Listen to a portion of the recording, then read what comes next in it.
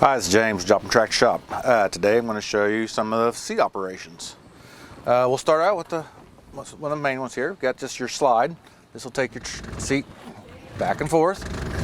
If you need to, once you've slid it all the way forward, if you need a couple extra inches, on the right side of your seat you have a round knob. You just loosen that knob.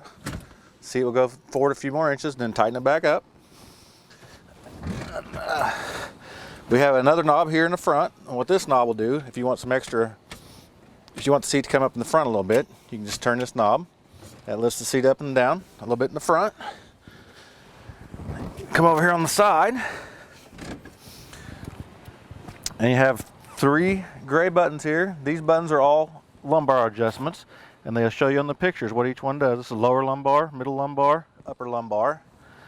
The red button here, this is what makes the seat go up and down. And that's all there is to it.